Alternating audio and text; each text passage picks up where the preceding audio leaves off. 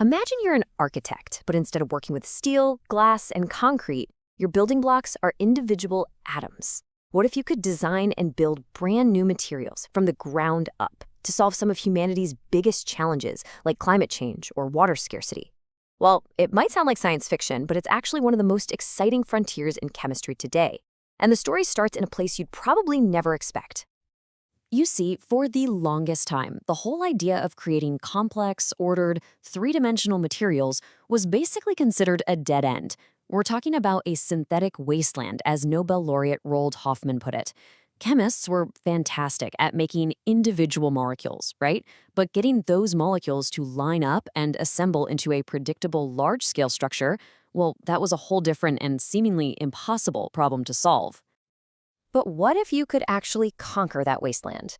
What if you could become a true molecular architect, precisely placing atoms to build structures that do exactly what you want them to do? This one question is what drove a complete revolution in chemistry, the quest to turn that barren wasteland into a thriving landscape of incredible new materials. And make no mistake, the scale of this problem was just huge. Back in 1988, John Maddox, who was the editor of the journal Nature, even called it a continuing scandal that scientists couldn't predict how atoms would arrange themselves in a crystal.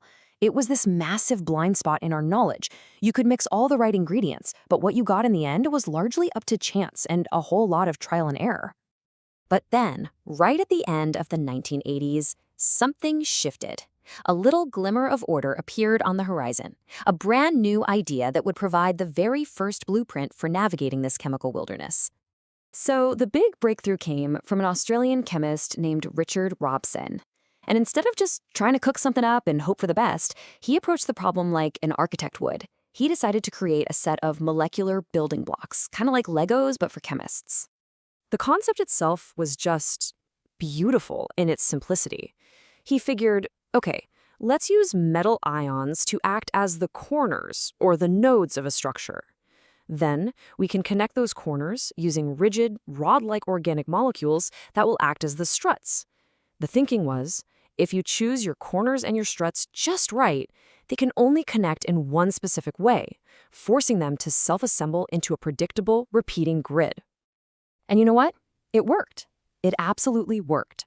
What you're looking at here is the result of his experiment from 1989. He combined copper ions, those are the corners, with a specific organic molecule that acted as the struts. And what he got was a stable, crystalline material that assembled itself into the structure of a diamond. But it wasn't a normal diamond. It was a massively blown-up version, filled with these huge open cavities. He had created predictable order out of total chemical chaos. And Robson, he immediately got what this meant. He didn't just see a new crystal structure, he saw an entire platform for creating new things. He predicted that these frameworks could act as molecular sieves, that you could swap out the ions inside them, that you could modify them after they were made, and even use the cavities to host chemical reactions. This wasn't just a cool discovery, it was the blueprint for a whole new class of functional materials. So, Robson had drawn the map. The next big step was to turn that map into a thriving new world of chemistry, to take his initial idea and transform it into a powerful, robust tool for designing materials. Now, this is where two other chemists really enter the story. Susumu Kitagawa in Japan and Omar Yaghi in the United States. They were the ones who took this next giant leap. So while Robson proved that these predictable 3D frameworks were even possible, Kitagawa and Yaghi figured out how to make them incredibly stable, exceptionally porous, and, this is the most important part, precisely tunable. And this whole new design philosophy was given a name by Omar Yaghi, reticular chemistry. It's the science of essentially stitching molecular building blocks together into networks that you've designed ahead of time. I mean, this was a monumental shift. No more guesswork, no more trial and error. This was deliberate, rational design. It was like going from building with random river stones to building with precision-engineered bricks.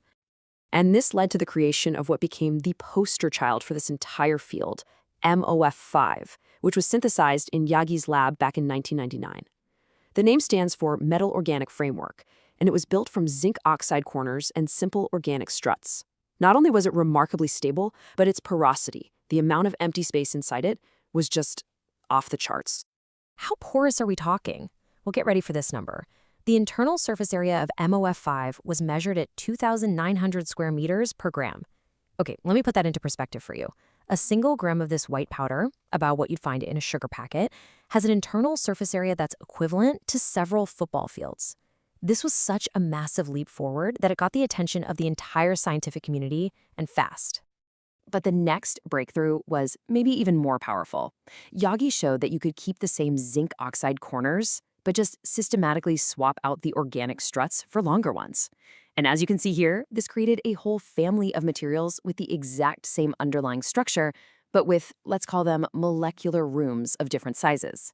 This idea, this isoreticular principle, meant you could now custom design the pores of a material to perfectly fit a specific molecule or a specific job. The revolution was officially in full swing. Okay, so with the ability to design these amazing materials pretty much at will, the floodgates for real-world applications just flew open. All of a sudden, chemists had this brand new, ultra-powerful toolkit to start tackling some of our most urgent problems. Let's take carbon capture, for example. For decades, the industry standard material was something called a zeolite, but just look at this comparison. MOF5 showed a CO2 absorption capacity of 50% by weight. That's literally double the traditional material. And with tens of thousands of different MOFs designed today, we now have materials that are specifically tuned to pluck CO2 right out of the air.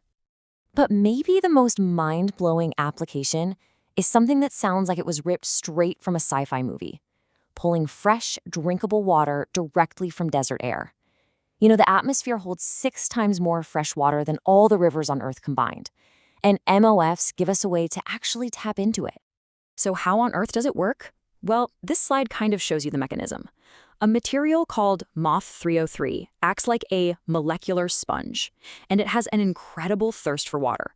Its internal structure is perfectly shaped to attract and just trap water molecules, even at the super low humidity you'd find in a desert. And here's that same structure after it's been left out overnight in the desert air. It's completely filled its pores with captured water molecules. Then, with just a little bit of energy, like the heat from the sun, the MOF releases all that water as a pure, concentrated vapor, which you can then condense into clean, drinkable water. And this isn't just theory. This has actually been demonstrated in the Mojave Desert. It's incredible. And the list of applications just keeps growing and growing. Scientists are designing MOFs for targeted drug delivery, where the material acts like a tiny cage that carries medicine directly to a cancer cell. Others are being used to break down those nasty forever chemicals like PFAS in our water. They're being used to create cleaner chemical manufacturing, to safely store hydrogen for clean energy, and even to build incredibly sensitive biosensors. The possibilities are, well, almost endless. This whole journey from a synthetic wasteland to a world of custom-built materials, it represents a fundamental shift in how we even think about chemistry. It's a discovery truly worthy of the highest honor in science. And for this absolutely monumental achievement, this journey from a chemical wasteland to a world of molecular architecture, it was recognized with the 2025 Nobel Prize in Chemistry, awarded to the 3 pioneers of our story: Richard Robson for drawing that very first map, and Susumu Kitagawa and Omar Yaghi for turning that map into a thriving new world. As Heiner Linke, the chair of the Nobel Committee for Chemistry, put it, these frameworks have brought unforeseen opportunities for custom-made materials. They've given scientists a level of control over matter that was just unimaginable before, and that has fundamentally changed what's possible. So, we end right where we began, but with a totally new perspective. We now have the tools to be true molecular architects. We can design and build materials with atomic precision to solve specific, critical challenges. The question really isn't, can we do it anymore? The question is, what should we do next?